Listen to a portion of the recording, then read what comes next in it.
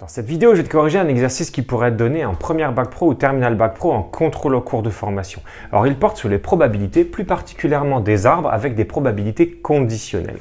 Alors, on voit que Jean est jardinier et il traite 65% de ses arbres fruitiers. Parmi ces arbres fruitiers, 2% des arbres fruitiers traités tombent malades, alors que 45% des arbres fruitiers non traités tombent malades. Jean estime que 17% de ces arbres fruitiers tombe malade. Est-ce qu'il a raison? Alors on va essayer de l'aider à y voir un petit peu plus clair. N'hésite pas à te munir d'un stylo, d'une feuille de papier, de ta calculatrice. On va réaliser la correction de ce sujet. N'hésite pas également à télécharger le sujet en lien dans la description de la vidéo et on se retrouve pour la correction. La première question permet de valider la compétence qui est s'approprier les données de l'énoncé. Et pour cela, on te demande de compléter l'arbre des probabilités. Je te le reproduis sur le tableau derrière moi. Alors dans l'énoncé, on voit que 65% des arbres fruitiers sont traités. Par conséquent, pour aller jusqu'à 100%, il nous reste 35% des arbres fruitiers qui sont non traités, soit 0,35. On voit également que 2% des arbres fruitiers traités tombent malades. Par conséquent, il nous reste 98% des arbres fruitiers traités qui ne tombent pas malades. Dans notre arbre, nous pouvons donc compléter par 0,98.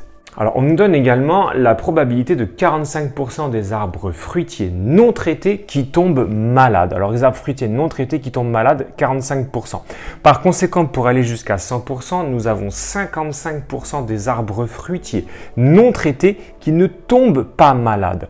Donc, nous avons 0,55. Pour la deuxième question, alors on te demande dans un premier temps quelle est la probabilité que l'arbre fruitier soit traité. Il suffit de lire qu'elle est de 0,65, soit 65%. Je réponds donc 0,65 P de A. Pour P de A bar, il s'agit de l'événement contraire. L'arbre fruitier est non traité, n'est pas traité. Par conséquent, nous avons 35% des arbres fruitiers qui sont non traités, soit 0,35 que nous lisons sur l'arbre des probabilités. Alors pour la troisième probabilité, il s'agit d'une probabilité conditionnelle. On cherche à déterminer quelle est la probabilité que l'arbre tombe malade sachant qu'il est traité. Il suffit de la lire sur l'arbre des probabilités. Probabilité que l'arbre tombe malade sachant qu'il est traité, elle est de 0,02. Enfin, pour la dernière probabilité, il s'agit également d'une probabilité conditionnelle. Quelle est la probabilité que l'arbre tombe malade sachant qu'il n'est pas traité? Elle est, il suffit de le lire, de 0,45.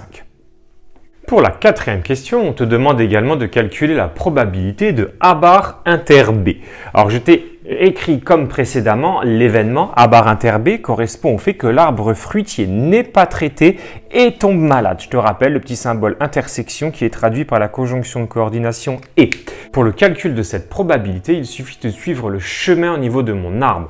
P de A bar inter B est égal au produit de la probabilité que l'arbre fruitier soit non traité, 0,35, multiplié par la probabilité que l'arbre fruitier tombe malade sachant qu'il n'a pas été traité, 0,45. Si tu réalises ce calcul, tu trouves un résultat de 0,1575. Pour la cinquième question, nous allons valider la compétence qui est analyser, raisonner. On cherche à calculer la probabilité de l'événement B. Alors l'événement B correspond à la probabilité que l'arbre fruitier tombe malade. Alors on va utiliser la formule des probabilités totales. Nous allons faire la somme entre la probabilité que l'arbre fruitier est traité et tombe malade et la probabilité que l'arbre fruitier n'est pas traité et tombe malade. Effectivement, pour avoir la probabilité que l'arbre fruitier tombe malade, nous pouvons suivre deux chemins pour y arriver. Le premier chemin est celui-ci, donc qui correspond à la probabilité que nous avons calculée dans la question 3. Et le deuxième chemin est celui-là, qui correspond à la probabilité que nous avons calculée dans la question 4. Nous en faisons la somme. Donc P de B est égal à P de 1 A inter B plus P de A bar inter B, qui est égal à 0,013 plus 0,1575. Et si tu réalises ce calcul sur ta calculatrice, tu trouves un résultat pour la probabilité de B qui est de 0,1705. Ceci va nous permettre de répondre à la sixième question pour laquelle nous allons valider la compétence qui est communiquer. Nous devons répondre à la problématique. Alors effectivement, Jean a raison, l'estimation de Jean est correcte, car environ 17% de ces arbres fruitiers tombent malades. On a trouvé 0,1705 dans la réponse à la question 5. Voilà, je viens de te corriger un exercice qui pourrait donner une classe de première bac pro ou terminale bac pro qui porte sur les probabilités avec des arbres. Alors travaille bien et n'hésite pas à t'abonner si tu souhaites voir d'autres vidéos.